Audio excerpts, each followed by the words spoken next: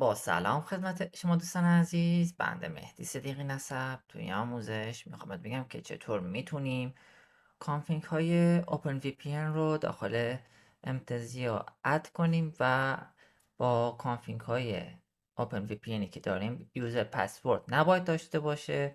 من خب آموزش قبلی بهت گفتم چطور OpenVPN از این سرویس برای خودتون بگیرید و یوزر پسورد هم نیاز نداره. خب اوپن VPN اضافه شد، خب بدون یوزر پسورد و اشتراک 90 روزه بود.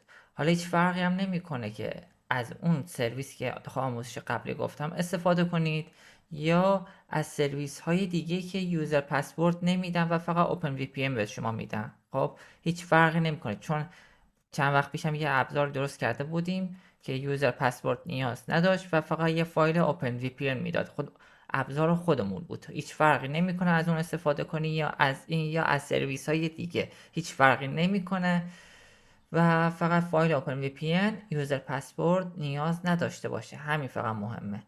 حالا ما یکیشو مثلا به انتخاب اینو میزنم، حالت تکست بازش میکنم، هیچ فرقی نمیکنه حالا چه با گوشی باشی چه با کامپیوتر باشی.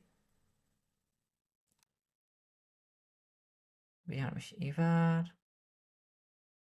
خب حالا من این کامل انتخابش میکنم، کپی میکنم ازش و امنزیا رو میزنیم و اینجا به اضافه وارد کردن، ادامه دادن.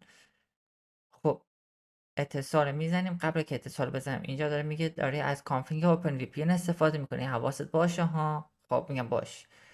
اتصال میزنیم، بازم اتصال، منتظر میمونم تا بس بشه.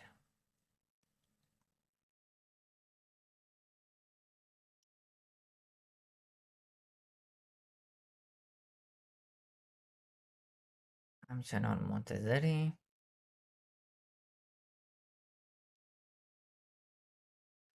خب همونجور که میبینید برامون متصل شد.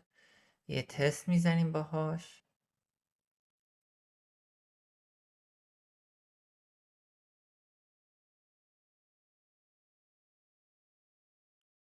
بازم میگم هیچ فرقی نمیکنه که از چه اوپن وی پی استفاده میکنیم، فقط یوزر پسورد نیاز نداشته باشه میتونیم از این روش استفاده ببریم.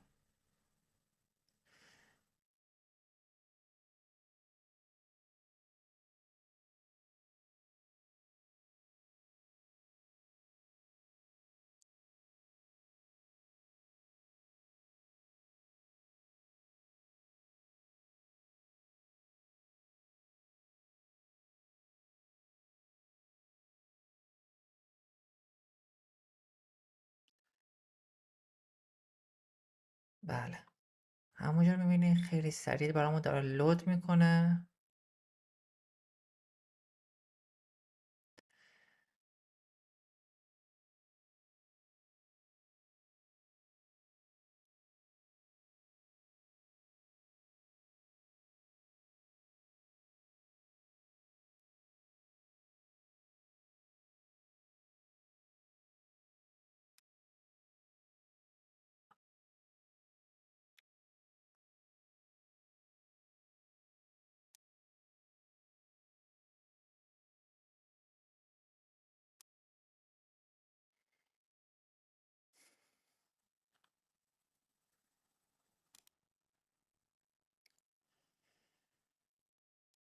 و به راحتی ازش استفاده ببریم.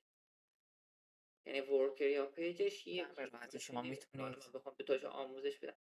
به راحتی شما میتونید کانفیگ های اوپن وی پی ان رو داخل امتزیا، حالا چه اندروید، آی او اس، ویندوز، حالا هر سیستم عامل دیگه که هستید، شما میتونید این فایل ها رو داخلش اضافه کنید. حالا فایل که نه، کد داخل اوپن وی پی ان این هستش.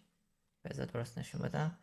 این هستش داخل امتزیا اد کنید و به راحتی ازش استفاده ببرید داخل این برنامه. خیلی راحت تره چون یه دکمه بیشتر نیست، میزنی روشن میشه خاموش میشه. برای خانواده بیشتر اهمیت داره، برای ما که خودمون اوکی هستیم میدونیم چی دستکاریش کنیم، ولی خانواده چون زیاد تو این کار نیستن سختشونه. برای این اومدم این آموزش درست کردم برای اون افرادی که یه خورده این روش ها سخته براشون، فقط همین رو براشون اضافه بکنید و فقط دکمه روشن و خاموش داشته باشه. ممنونم تا اینجای آموزش با من همراه بودی. اگر سوالی داشتید داخل گروه بیاید بپرسید و لایک، کامنت، ساب فراموش نشه.